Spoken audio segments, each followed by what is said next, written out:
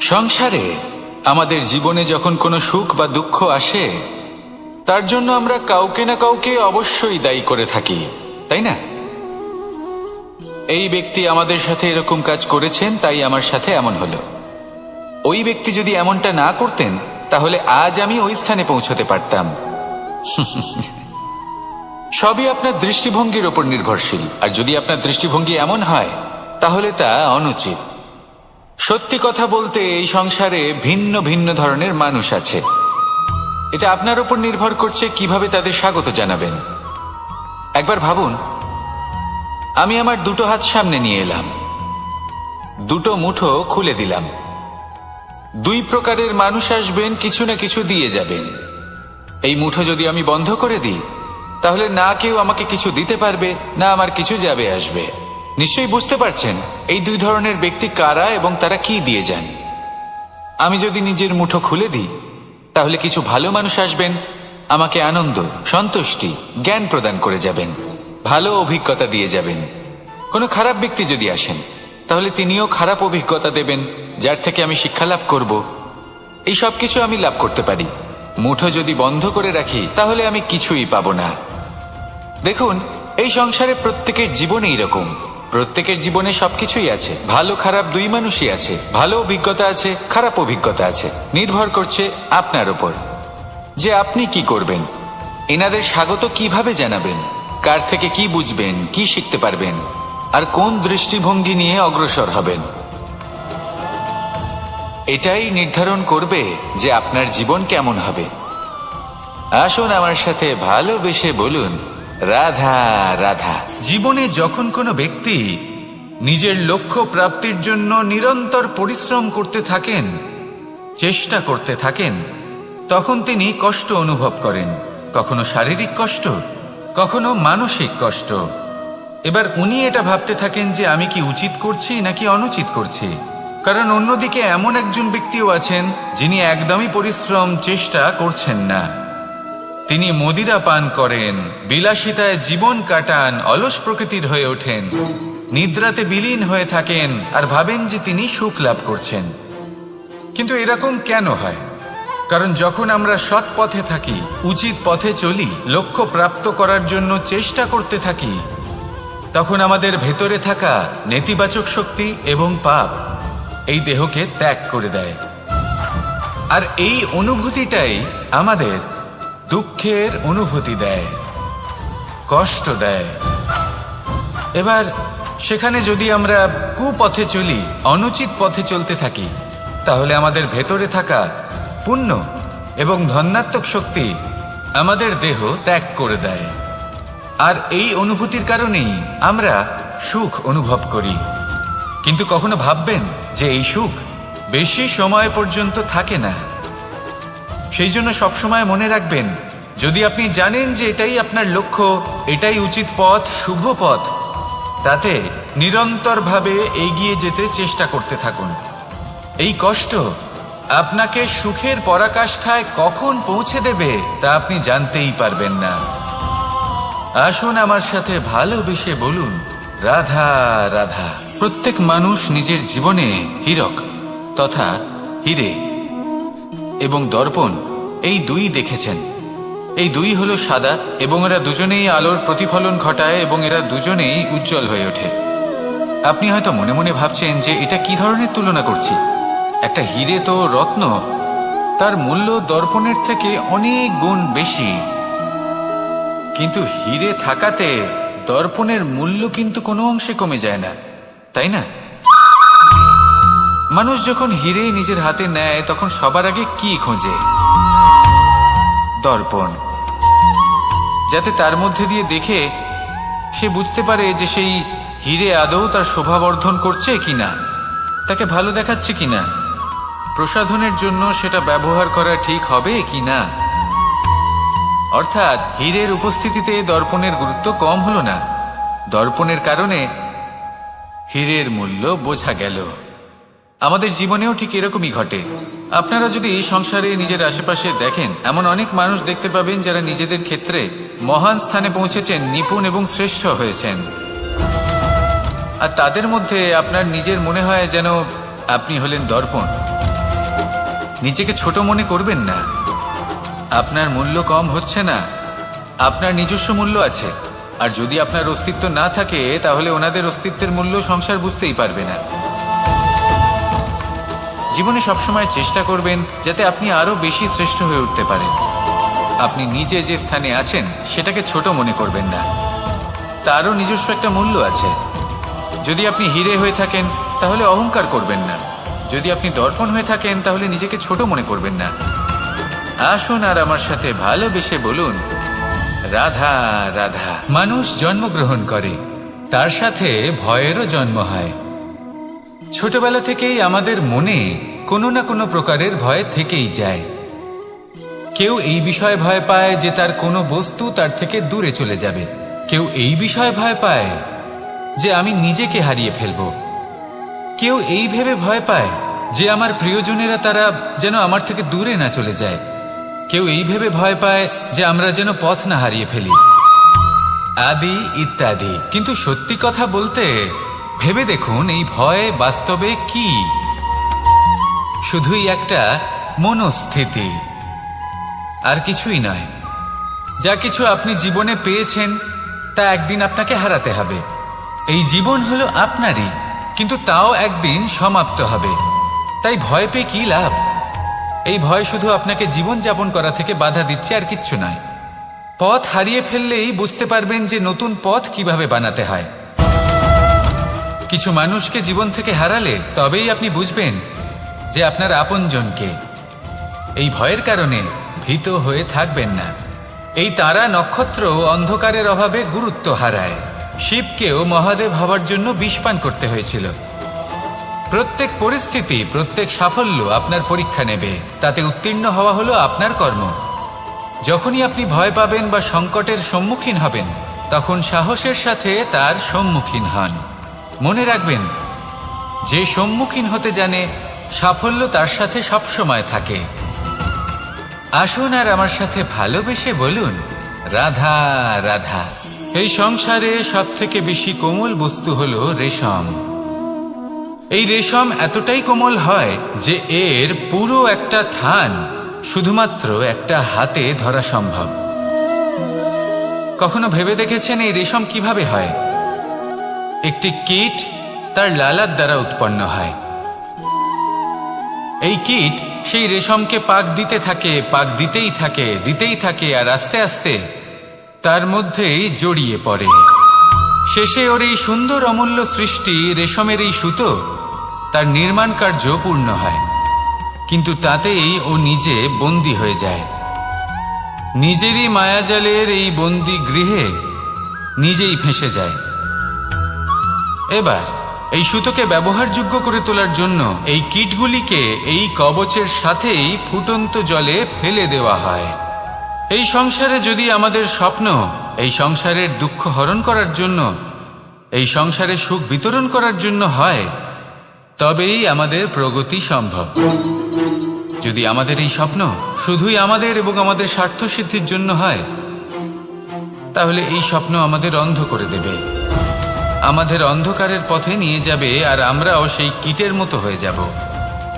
নিজেদেরই মায়াজালে আমরা নিজেই ফেঁসে যাব, আর শেষে আমরা যদি কিছু লাভ করি তা হবে একাকিত্ব, অন্ধকারময় মৃত্যু। তাই স্বপ্ন অবশ্যই দেখুন, কিন্তু এমনভাবে স্বপ্ন দেখবেন না যে তার এই বন্দিগৃহে আপনি নিজেই ফেঁসে গেলেন। স্বপ্ন দেখুন পরোপকারের, পরমার্থের, সবাইকে উদ্ধারের, অন্ধকারের নয়। তবেই কল্যাণ হবে, আর তবেই হৃদয় প্রসন্ন হয়ে বলবে, রাধা রাধা। মানুষ যখন এই সংসারে প্রবেশ করে, অর্থাৎ জন্মগ্রহণ করে, তখন নিশ্চিন্তে থাকে, আনন্দে থাকে। কিন্তু যেইমাত্র তার মধ্যে বোধশক্তি আসে, তখন সে চিন্তা করতে শুরু করে। চিন্তা ভবিষ্যতের, সেই সমস্ত বিষয় নিয়ে চিন্তা করে যা ওর হাতে নেই। তারপর বড় হয়, বিবাহ সম্পন্ন হয়, গৃহস্থ জীবন যাপন করে, তারপর আবার চিন্তায় মগ্ন হয়ে যায়। ভাবে, এই যে আমার পরিবার, আমি কি ঠিকমতো তার খেয়াল রাখতে পারছি? কাল যখন আমি এই সংসার থেকে চলে যাব, তখন আমার এই পরিবারের দেখাশোনা কে করবে? শেষ পর্যন্ত এই পরিবার তো আমারই উত্তরদায়িত্ব। যাক, আপনাকে একটা প্রশ্ন করি। এই সংসারে আসার পূর্বে আপনি কি এই প্রশ্ন করেছিলেন, এটা ভেবেছিলেন যে আমাকে ছাড়া এই সংসার কিভাবে চলবে? করেননি, তাই তো? তাই আপনার এটা নিয়ে দুশ্চিন্তা করার প্রয়োজন নেই যে আপনি যখন এই সংসার ত্যাগ করে চলে যাবেন তখন কি হবে। আপনি যখন ছিলেন না তখনও এই সংসার চলছিল, আপনি যখন এই সংসার ত্যাগ করবেন তখনও এই সংসার চলতে থাকবে। যদি কোনো বিষয়ের প্রভাব থাকে তা হলো আপনার আজকের তথা বর্তমানের কর্ম, অর্থাৎ আজ আপনি কি করছেন, কার জন্য মঙ্গল করছেন, কাকে প্রেরণা দিচ্ছেন, কাকে সাহায্য করছেন, কোন উদাহরণ প্রস্তুত করছেন। আপনি এই সংসারে যে ছবি অঙ্কন করবেন সংসার সেটাই মনে রাখবে। তাহলে শুধু সৎকর্ম করুন, মঙ্গল করতে থাকুন, আর আমার সাথে ভালোবেসে বলুন রাধা রাধা। একবার একটা শেয়াল বনে বিচরণ করছিল। ও একটা ছোট্ট শাবক দেখতে পেল। ও ভাবলো আজ একেই আমি খাবার হিসেবে গ্রহণ করব। আশেপাশে দেখলেও কেউ দেখছে না তো, কেউ ছিল না, আর সেই শাবকের ওপর আক্রমণ করল, যা হলো একটা ঘোর অপরাধ। বনের নিয়ম অনুসারে আপনি কখনোই শাবকের উপর আক্রমণ করতে পারেন না। তারপর এই খবরটা যখন রাজা সিংহ জানতে পারলেন, সভার আয়োজন করলেন। কিন্তু সেখানে শেয়াল বলল, আমি তো এরকম কিছু করিনি। কিন্তু যদি আপনি এরকম বলেন, কোনো প্রমাণ দিন, এর কোনো সাক্ষী আছে? তখন রাজা সিংহ পেঁচাকে ডেকে পাঠালেন, যে সেই মুহূর্তে বৃক্ষের শাখার ওপর বসেছিল, সে সব কিছু দেখেছিল। পেঁচা সব সত্যি কথা বলল, আর শেয়ালকে মৃত্যুদণ্ড দেয়া হলো। এবার এই কাহিনী আমি আপনাকে কেন শোনালাম? কারণ মানুষও কখনো কখনো এরকম কর্ম করেন যা শিয়াল করেছে। এটা ভাবেন কেউ দেখছে না, যখন আমি অনুচিত কর্ম করতেই পারি। কিন্তু না, আপনি যাই করুন না কেন, কেউ না কেউ অবশ্যই তা দেখছে। কোনো ব্যক্তি না হলেও কোনো প্রাণী, না হলে কোনো যক্ষ বা দেব বা প্রেত। যদি এনারা কেউ না দেখেন, তাহলে ধরিত্রী মাতা দেখেন, যেখানে দাঁড়িয়ে আপনি সেই কর্ম করছেন, তাই না? তাই একটা কথা সবসময় মনে রাখবেন, কে দেখছেন কে দেখছেন না সেই বিষয়ে ভাবা ছেড়ে দিন। এটা খুব সহজ কথা। আপনি যদি উচিত কর্ম করেন, উচিত ফল পাবেন। যদি অনুচিত কর্ম করেন, তাহলে আপনি অনুচিত ফল অবশ্যই পাবেন। সেই জন্য উচিত পথে চলতে থাকুন, উচিত কর্ম করতে থাকুন, আর আমার সাথে ভালোবেসে বলুন রাধা রাধা। সুখ, দুঃখ এবং শক্তি, এই তিন হলো এই সংসারের ত্রিদেবের মতো। আমাদের জীবনে যা কিছু ঘটছে এই তিনটির ভিত্তির উপরেই হচ্ছে। আসলে এই সংসারের একটা নিয়ম আছে, যখনই আপনি কিছু লাভ করেন, এই সংসার আপনার পরীক্ষা নেয়। এটা জানার জন্য আপনার পরীক্ষা নেয় যে আপনি যা কিছুই লাভ করেছেন, আপনি কি আদৌ সেটার যোগ্য কিনা। ঠিক সেইভাবেই এই সুখ, দুঃখ এবং শক্তি আপনার পরীক্ষা নিয়ে থাকে। যখন সুখ আসে, তখন সে আপনার পরীক্ষা নেয় যে আপনার মধ্যে অহংবোধ জাগ্রত হয়নি তো। যদি অহংবোধ চলে আসে, তাহলে সুখ সেখানেই সঙ্গ ত্যাগ করে। দুঃখ আপনার ধৈর্যের পরীক্ষা নিতে থাকে, আর যদি আপনার মধ্যে ধৈর্য না থাকে, তাহলে এটা আপনাকে আরো বেশি দুঃখের গভীর অন্ধকারে ঠেলে দেবে। সেখানে শক্তি পরীক্ষা নেয় আপনার বিনম্রতার।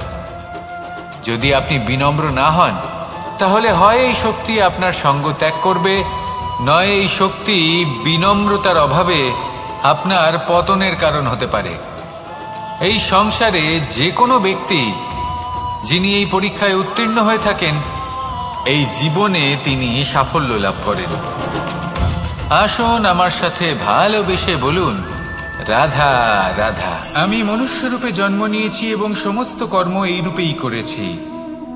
কিন্তু আশ্চর্যের বিষয় হলো যে আজও মানুষ আসেন এবং হাত জোড় করে প্রার্থনা করেন যেন আমি ওনাদের সহায়তা করি। আপনাদের একটা কথা বলতে চাই, আমি সকলকে সাহায্য করতে পারবো না, কিন্তু আমি শিক্ষা অবশ্যই দিতে পারবো, জ্ঞান প্রদান করতে পারবো। এমন কিছু জ্ঞান যার ভিত্তিতে মানুষ যা চাইবেন তাই লাভ করতে পারবেন, যদি সঠিক কর্ম করতে থাকেন। যখন কংসের অসুররা গোকুলে ধ্বংসলীলা চালাচ্ছিলেন তখন আমি কারোর থেকে সাহায্য চাইনি। আমি দাঁড়িয়েছিলাম এবং আপনার যা যা স্বপ্ন আছে, যা লক্ষ্য আছে, আপনি অবশ্যই লাভ করবেন। আর এই মন সুপ্রসন্ন হয়ে বলবে, রাধা রাধা। ভোজন এই সংসারে যেই হোক না কেন, কোনো মানুষ হোক, কোনো প্রাণী হোক, কোনো কীট হোক বা কোনো বনস্পতি হোক, প্রত্যেকের জন্য ভোজন অতি আবশ্যক। কারণ ভোজন থেকেই শক্তি পাওয়া যায়, আর সেই শক্তি দিয়েই সংসারের, আমাদের জীবনের সমস্ত কার্য করা যায়। এবার এমন এক ধরনের শক্তি হয় যা শীতের ঋতুতে সূর্য থেকে আমরা পেয়ে থাকি, আর আরেক ধরনের উত্তাপ হয় যা দিয়ে ভোজন রান্না করা হয়, সুস্বাদু নানান ধরনের ভোজন। এবার অত্যন্ত গুরুত্বপূর্ণ হলো যে ব্যক্তি সেই ভোজন বানাচ্ছেন তার মানসিক পরিস্থিতি এবং সেই ব্যক্তি যিনি ভোজন গ্রহণ করছেন তার মানসিক অবস্থা। যখনই আপনি ভোজন বানাচ্ছেন তখন ভালোবাসার সাথে কাজটা করুন, ধন্যাত্মক ভাব নিয়ে, সৎ ভাবনার সাথে। কারণ আপনার এই মানসিক স্থিতি শক্তির আকারে সেই খাদ্যের সাথে মিলেমিশে যায়। আর যখনই আপনি ভোজন গ্রহণ করছেন তখন সদ্ভাবনার সাথে, প্রসন্নতার সাথে গ্রহণ করুন, ধন্যাত্মক ভাব নিয়ে। যদি আপনি প্রসন্নতার সাথে রান্না করেন, প্রসন্নতার সাথে খাদ্য গ্রহণ করেন, তাহলে আপনি প্রসন্নই থাকবেন। আর মন সুপ্রসন্ন হয়েই বলবে, রাধা রাধা। দীপাবলি আমাদের সবথেকে বড় উৎসব। শ্রীরাম রাবণকে পরাস্ত করে 14 বছরের বনবাস কাটিয়ে আবার অযোধ্যায় ফিরে এলেন অমাবস্যার রাত্রে। অযোধ্যায় সবাই খুব প্রসন্ন ছিলেন, খুবই উৎসাহিত ছিলেন। অযোধ্যায় সহস্র প্রদীপ প্রজ্বলিত করা হয়েছিল এই উৎসবে। একে আমরা দীপাবলি বলে থাকি। এবার এই বিষয়ে আমরা সকলে জানি। আপনি কি এটা জানেন যে শ্রীরাম বাস্তবে অমাবস্যার এক রাত আগেই অযোধ্যায় পৌঁছে গেছিলেন? সবার সামনে অমাবস্যার রাতে এসেছিলেন। এর কারণ কি? শ্রীরাম প্রমাণ করতে চেয়েছিলেন যে যে কোনো সময়, দিন হোক বা রাত, শুভ বা অশুভ হয় না। শুভ অশুভ কিছু থাকলে তা হলো মানুষের চিন্তা, তার ভাবনা, তার নির্বাচন আর তার কর্ম। নিজেই দেখে নিন, শ্রীরাম শুভ কাজ করে ফিরেছিলেন এবং অমাবস্যার মতো গভীর এক রাত্রিকেও দীপাবলিতে পরিবর্তিত করেছিলেন। এমনটাই যদি আমরা করতে পারি, তাহলে এমন কোন গৃহে যান যেখানে অসহায় ব্যক্তি রয়েছেন, যা অন্ধকারাচ্ছন্ন, আর সেখানে প্রকাশ প্রজ্বলিত করুন। প্রকাশ সহায়তার, প্রেরণার, আশার। যদি এমন কিছু আমরা করতে পারি তাহলে তাকে প্রকৃত অর্থে দীপাবলি বলা যেতে পারে। তাহলে নিজের পরিবারের সাথে দীপাবলি পালন করুন। আপনাদের শুভেচ্ছা জানাই। আসুন আর আমার সাথে ভালোবেসে বলুন, রাধা রাধা। এই শুকনো পাতাটিকে দেখুন, নিষ্প্রাণ হয়ে পড়েছে। কোনো একটা সময় এই পাতাটি একটা গাছের ডালে ছিল। সেই গাছ ওর লালন পালন করত। যখন যখন বাতাস বইত, এই পাতায় কম্পন দেখা দিত, মনকে প্রফুল্ল করে তুলত। কোনো একদিন এই পাতা গাছের ডাল থেকে ঝরে পড়ে গেল। নিঃসন্দেহে ও নিজের স্বাধীনতা পেল, কিন্তু আস্তে আস্তে শুকিয়ে গেল, নিষ্প্রাণ হয়ে গেল। দেখুন, আমি এই কথা বলছি না যে স্বাধীনতা অনুচিত, কখনোই না।